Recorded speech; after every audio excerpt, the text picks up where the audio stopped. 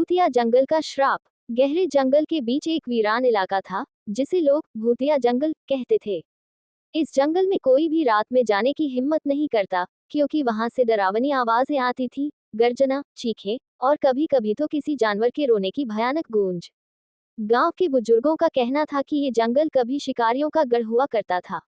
सालों पहले लालची शिकारी यहाँ आए और निर्दोष जानवरों को बेरहमी से मारने लगे। मगर उन्होंने एक गलती कर दी, उन्होंने जंगल के सबसे बड़े और बुद्धिमान सफेद बाघ वज्र को मार दिया। वह कोई साधारण बाघ नहीं था, वह जंगल का रक्षक था, और उसकी आत्मा को श्राप मिला कि जब तक जंगल के निर्दोष खून का बदला नहीं लिया जाएगा, उसकी आत्मा यहाँ भटकती रहेगी। रात का खौफनाक सफर। एक रात 3 दोस्त रवि, सौरभ और अजल में घूमने का चैलेंज लेने निकल पड़े। गांव वालों ने उन्हें रोका, मगर वे हंसते हुए अंदर चले गए।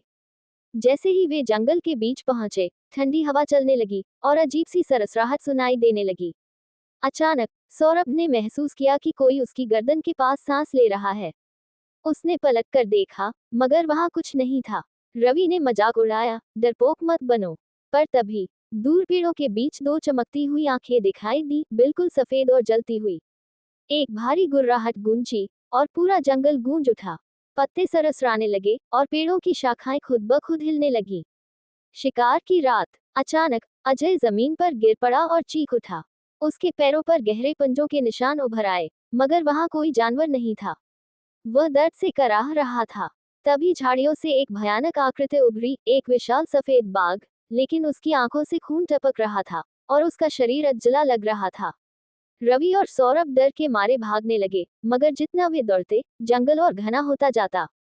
उनके पीछे एक भारी आवाज आई, तुम भी वही गलती कर रहे हो जो इंसानों ने की थी। और अचानक भूतिया बाघ हवा में कूद पड़ा और सौरभ की गर्दन पकड़ ली।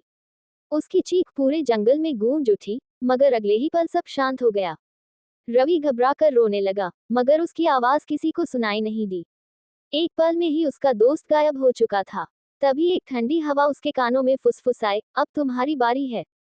अगली सुबह गांव वालों को जंगल के किनारे रवि और सौरभ के शव मिले। उनके शरीर पर गहरे पंजों के निशान थे और उनकी आंखें डर से फटी हुई थीं।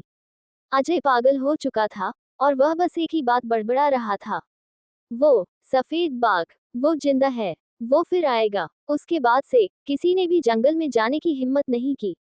मगर कहते हैं, अगर कोई रात के समय जंगल के करीब से गुजरे, तो उसे बाघ की गुर्राहट और इंसानों की दर्द भरी चीखें आज भी सुनाई देती हैं।